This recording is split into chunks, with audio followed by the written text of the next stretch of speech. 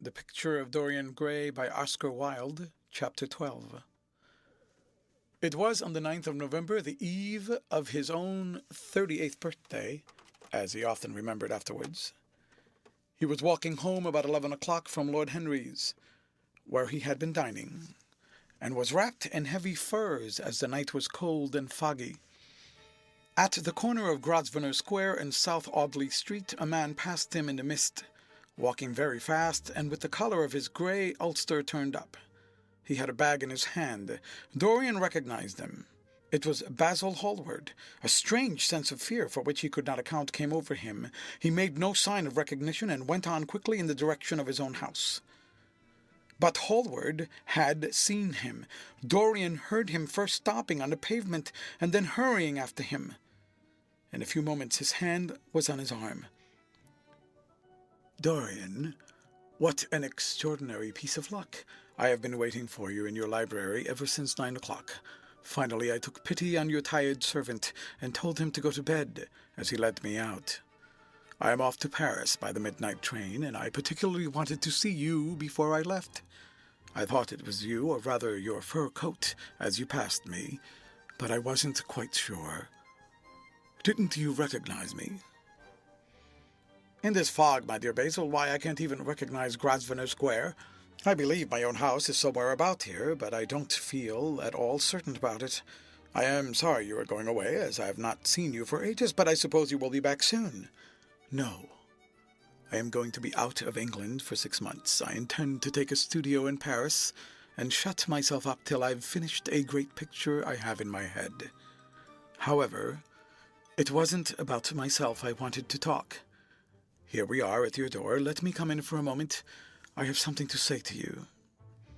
"I shall be charmed, but won't you miss your train?" said Dorian Gray languidly as he passed up the steps and opened the door with his latched key. The lamplight struggled out through the fog, and Hallward looked at his watch. "I have heaps of time," he answered. "The train doesn't go till 12:15, and it is only just 11. In fact, I was on my way to the club to look for you when I met you. You see, I shan't have any delay about luggage, as I've sent on my heavy things. All I have with me is this bag, and I can easily get to Victoria in 20 minutes. Dorian looked at him and smiled. What a way for a fashionable painter to travel! A Gladstone bag and an ulster. "Come in, or the fog will get into the house, and mind, you don't talk about anything serious. Nothing is serious nowadays, at least nothing should be." Hallward shook his head as he entered, and followed Dorian into the library. There was a bright wood fire blazing in the large open hearth. The lamps were lit, and an open Dutch silver spirit case stood with some siphons of soda water and large cut-glass tumblers on a little margaretry table. "You see, your servant made me quite at home, Dorian. He gave me everything I wanted, including your best gold-tipped cigarettes. He is a most hospitable creature. I like him much better than the Frenchman you used to have. What has become of the Frenchman, by the by?" Dorian shrugged his shoulders. "I believe he married Lady Radley's maid, and has established her in Paris as an English dressmaker. Anglomania is very fashionable over there now, I hear.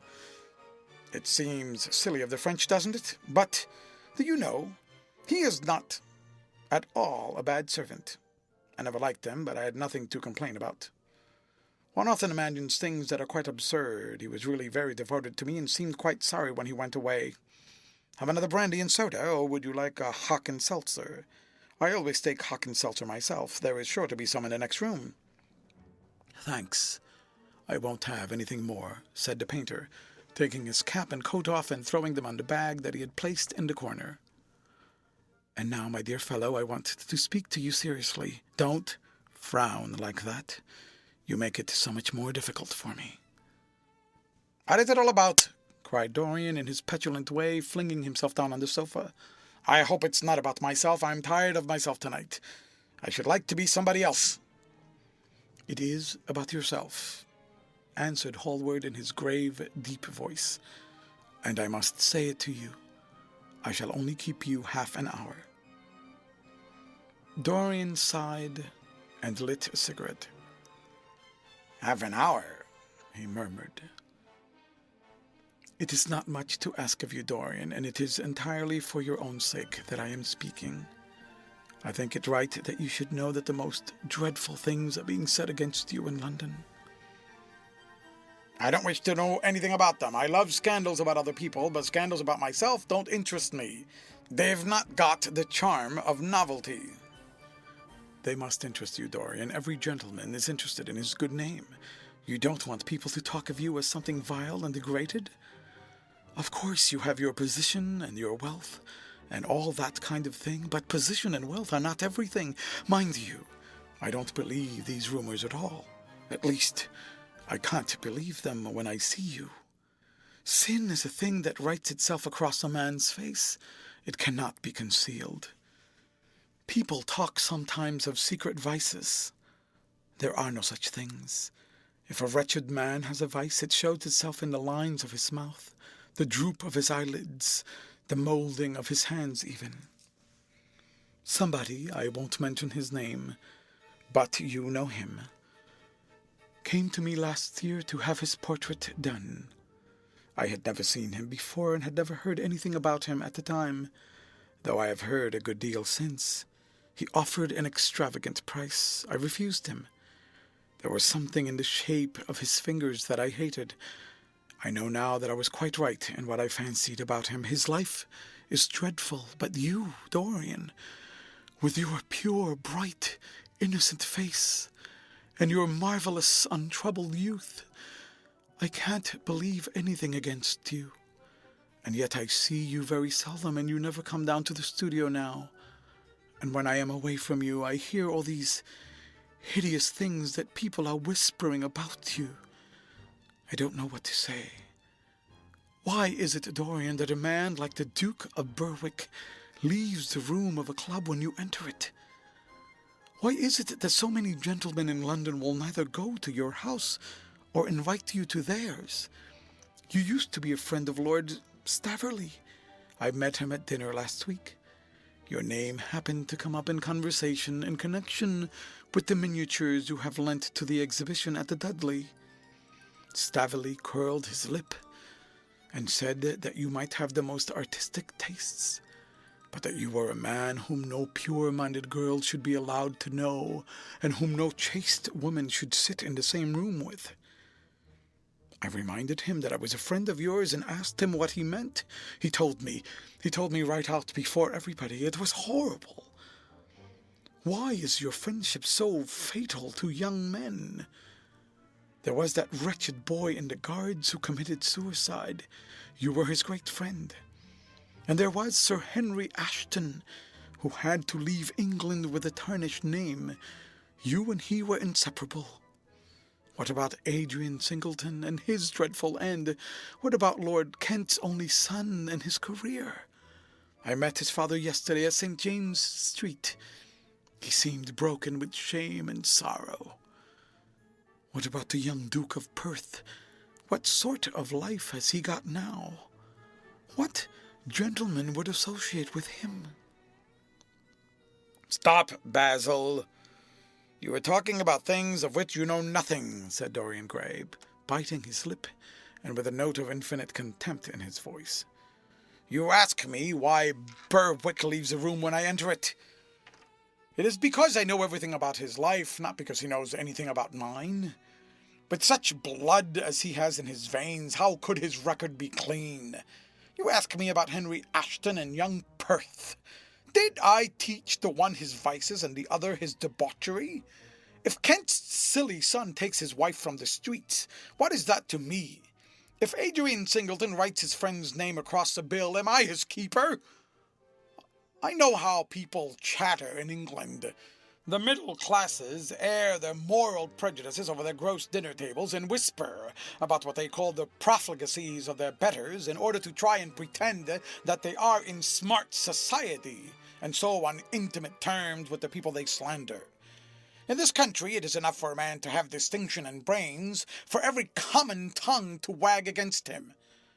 And what sort of lives do these people who pose as being moral lead themselves?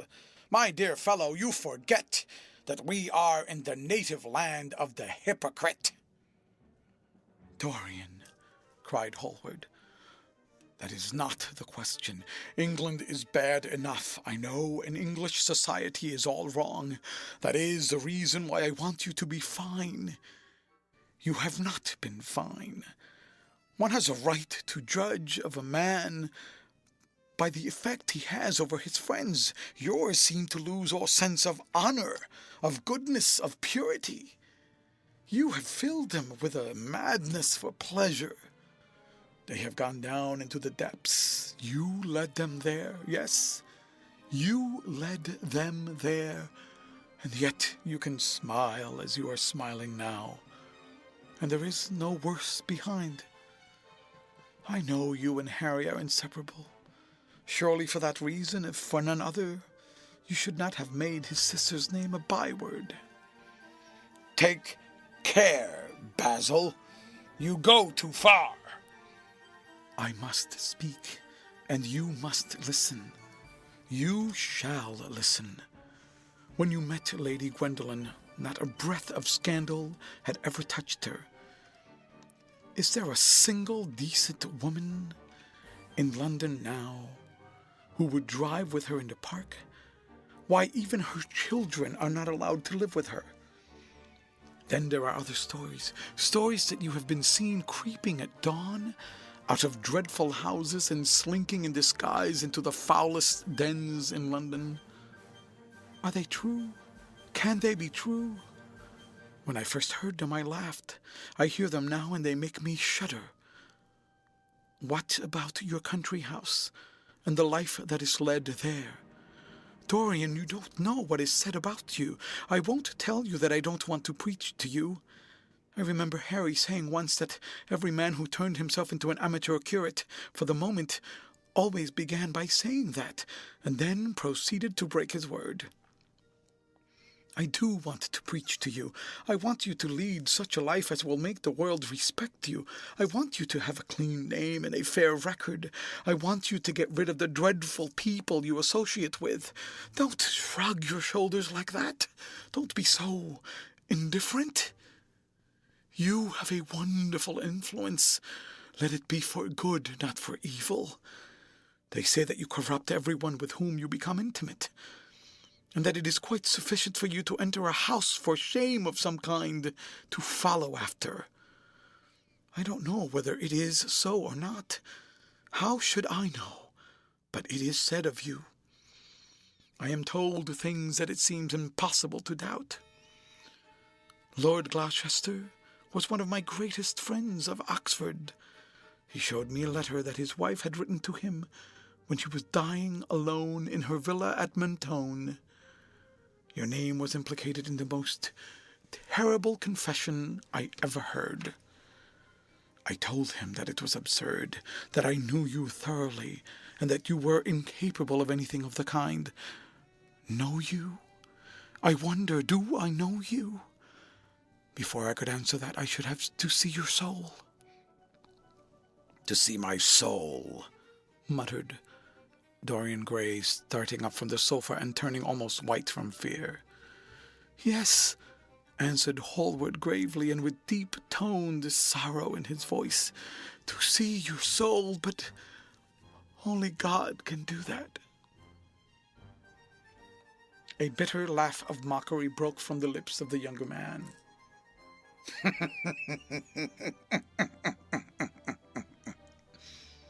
You shall see it yourself, tonight, he cried, seizing a lamp from the table. Come, it is your handiwork. Why shouldn't you look at it? You can tell the world all about it afterwards if you choose. Nobody would believe you. If they did believe you, they would like me all the better for it.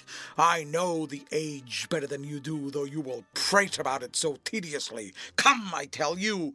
You have chattered enough about corruption. Now you shall look on it face to face.